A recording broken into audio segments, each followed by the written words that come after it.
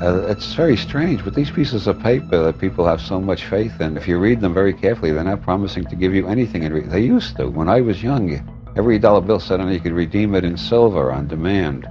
Now it just says that it's legal tender for all debts, which means you can't exchange it for anything but more paper. If people lost faith in the paper, the whole system would fall apart.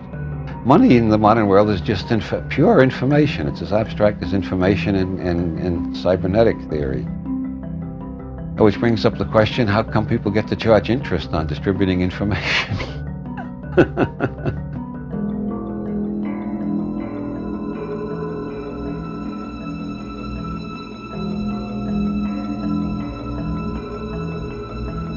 I divorced myself from the human race a long time ago, and from this culture, this nation, because I think the human race has chosen to organize itself poorly. I think we were given great gifts. We were given this supposable thumb, the ability to walk upright, binocular vision, and the mind that could distinguish between the objective and the subjective. And we have been diverted with toys and gizmos from our lives being stolen from us in this country. I found that by divorcing myself emotionally from any interest in a certain outcome, without being a cheerleader for a result, I could detach myself emotionally and be more of an objective writer.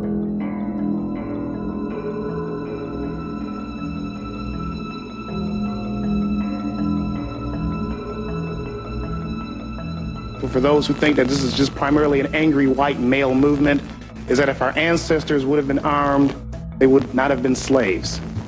That's why people are getting armed. Not so much with firepower. That's not the thing that makes it dangerous. What makes it dangerous is that they're being armed with knowledge.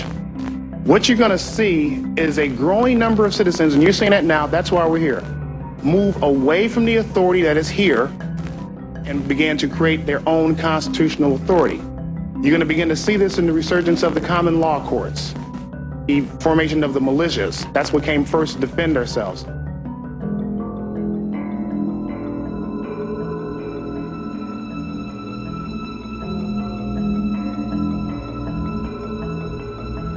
Religion is always in the control business, and that's something people don't really understand. It's in the guilt-producing control business.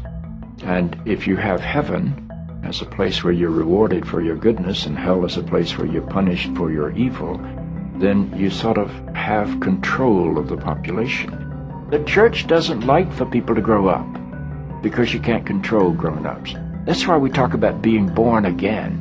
When you're born again, you're still a child. The people don't need to be born again. They need to grow up. They need to accept their responsibility for themselves and the world.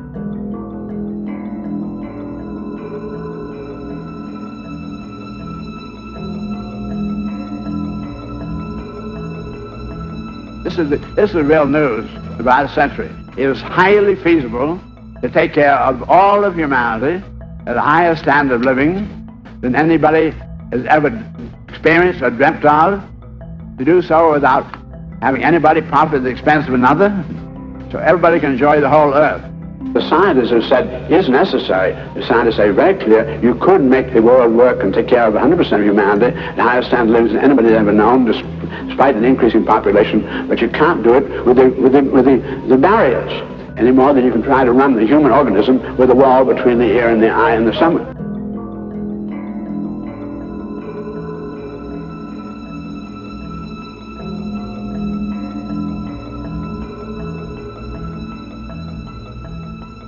If you look at Monsanto's research agenda, they are testing at this point something like 20 crops with Bt genes in them. There's nothing they're leaving untouched. Once they have established the norm that seed can be owned as their property, royalties can be collected, we will depend on them for every seed we grow, of every crop we grow. If they control seed, they control food, they know it, it's strategic, it's more powerful than bombs, it's more powerful than guns. This is the best way to control the populations of the world.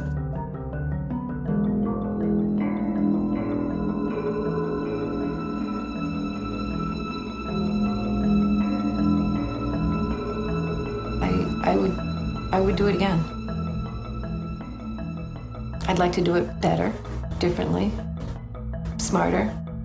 I would certainly do it again. I would certainly want to be part of an emerging revolution again. It was a precious, precious opportunity. And I think we came close. I mean, I think the world came close to seeing those major changes, and I think that that makes a difference in terms of the ability of movements for change to emerge in the future. The fact that there's a history of resistance, there's a history of white people's participation in resistance, I think makes a difference too.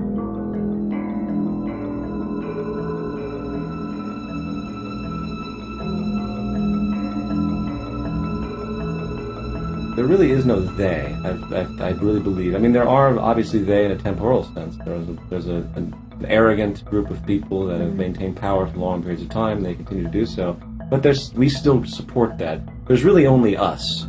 And as long as we focus on the they, on a cognitive level, on a psychic level, so to speak, they will always exist. So that's one of the more cataclysmic things that people don't really realize on the fundamental level, that there really is no they. So those, I don't advocate activists that can perpetuate this, we have to battle the New World Order or battle this and that. They don't really get it, as far as I'm concerned.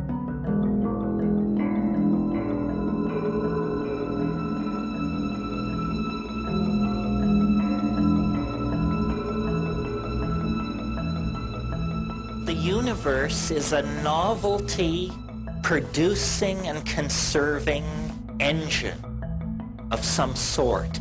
We are living in the most empowering age in human history because all of the energy of the ancestors, not only the human ancestors, but our animal, our primate ancestors, all of that energy pours into, is focused into this moment. We are the transition generation. We have 1 foot in matter and 1 foot in hyperspace.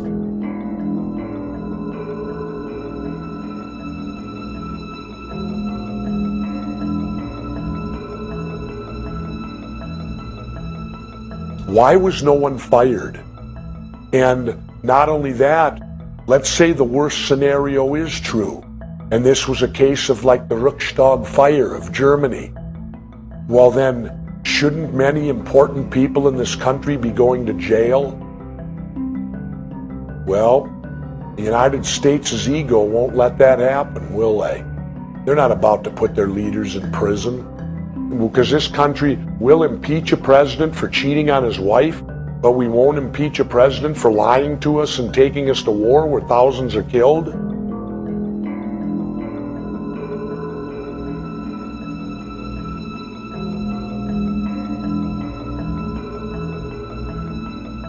What would we do if we didn't have to work all the time?